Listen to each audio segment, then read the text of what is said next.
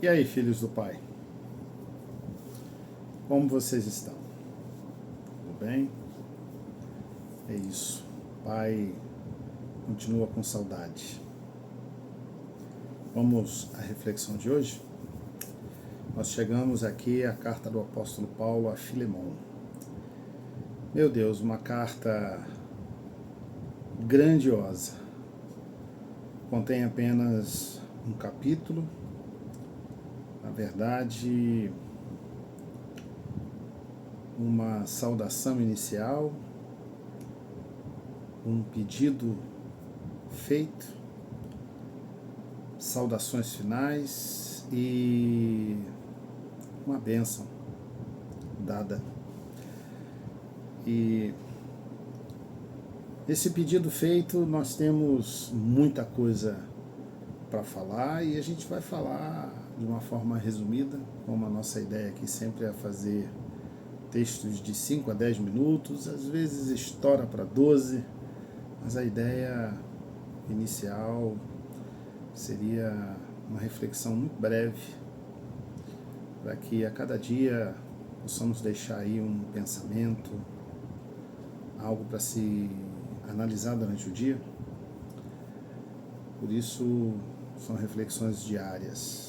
Às vezes a gente falha um dia, mas tenta fazer 2 vídeos para compensar naquele dia seguinte. E nós vamos tentando aí e sempre mantendo essa conexão do Pai com seus filhos. Amém?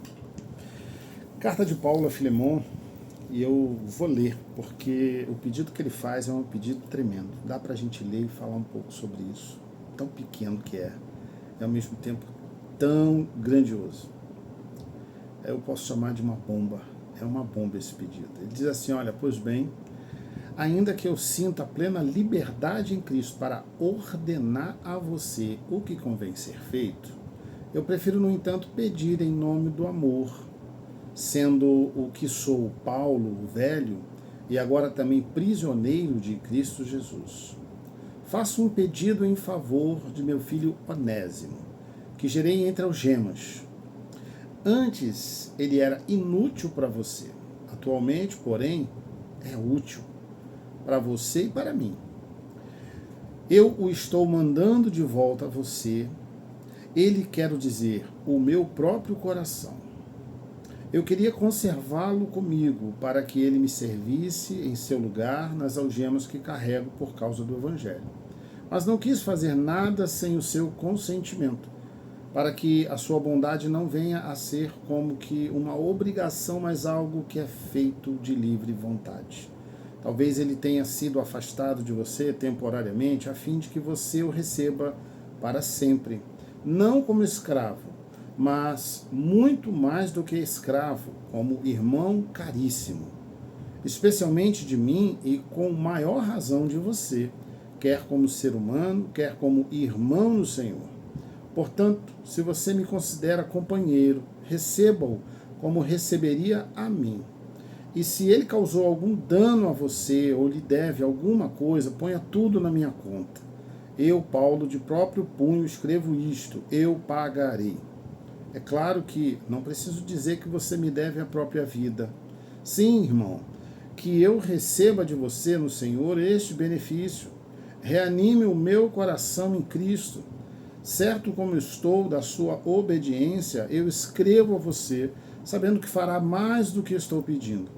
E ao mesmo tempo prepare-me também pousada, pois espero que, por meio das orações de vocês, eu lhes seja restituído.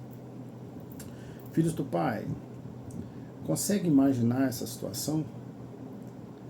Filemon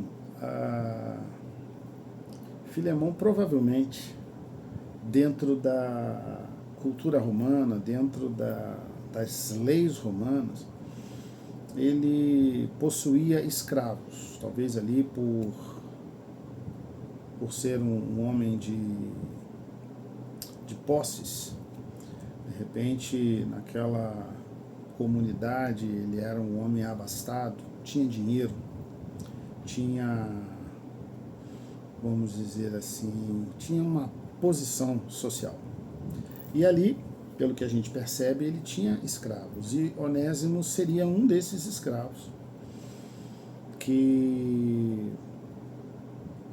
tudo indica, não se tem uma confirmação, mas tudo indica que Onésimo se converteu na prisão, filho que ganhou em algemas, então provavelmente ele estava em prisão, e na prisão, conhecendo Paulo, ele se converte, conta a sua história, e ele descobre que ele era escravo de Filemão. E o apóstolo Paulo, percebendo a utilidade de Onésimo na prisão, nos cuidados, e, enfim, no desenvolvimento do reino de Deus a partir do auxílio que ele dava a Paulo, Paulo viu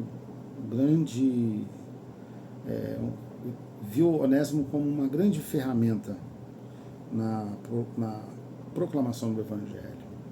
Mas o apóstolo Paulo, ele percebia que havia algo a ser tratado. Ele, como escravo de Filemão, ele precisava voltar para a casa do seu senhor, e ao mesmo tempo que ele precisava voltar para a casa do seu senhor, o apóstolo Paulo chama a atenção e orienta Filemão de que Onésimo, por ser agora um servo do Senhor, um homem de Cristo, Filemão necessitava perdoá-lo e libertá-lo da escravidão, recebendo Filemão como quem receberia o próprio apóstolo Paulo. O apóstolo Paulo orienta que, além de oferecer perdão a Onésimo, além de oferecer libertação a Onésimo, Filemão precisava ainda receber Onésimo como um membro da família.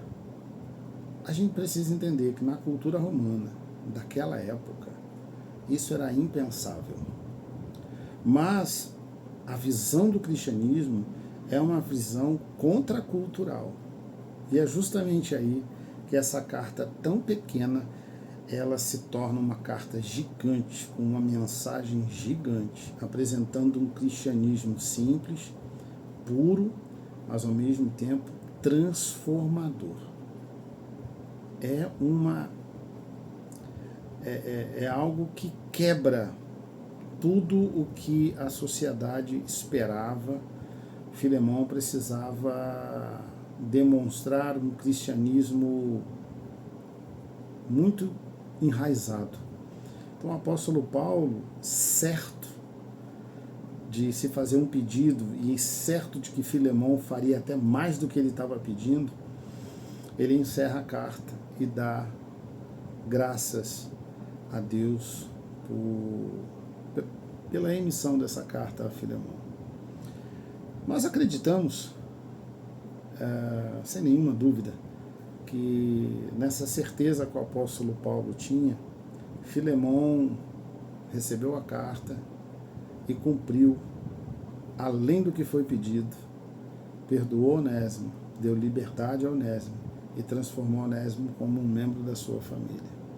E aí a pergunta que nós vamos fazer para nós, para a nossa história, para a nossa realidade hoje: como anda o nosso coração com relação àqueles que nos ferem? Como anda o nosso coração com relação àqueles que nos machucam? E nesse ponto da reflexão, a gente precisa entender que o cristianismo, ele não mudou. Nós precisamos nos reconectar ao Senhor, nós precisamos, como filhos, nos reconectar ao Pai e pedir ao Pai que, se a gente por algum motivo colocou alguém na escravidão da desonra, se nós colocamos no nosso coração alguém escravo de uma falha conosco, eu fico pensando, está na hora de ler essa carta como algo atual, e está na hora de responder ao apóstolo Paulo. O que nós vamos fazer? nós vamos prender o nosso irmão no tronco e castigá-lo com os chicotes daquilo que a gente pode falar? Ou nós vamos apresentar o nosso perdão a Ele? Filhos do Pai, encha o teu coração de uma alegria que possa perdoar aqueles que perseguem vocês. Viva uma vida de um cristianismo simples e puro e libertador. Em nome de Jesus.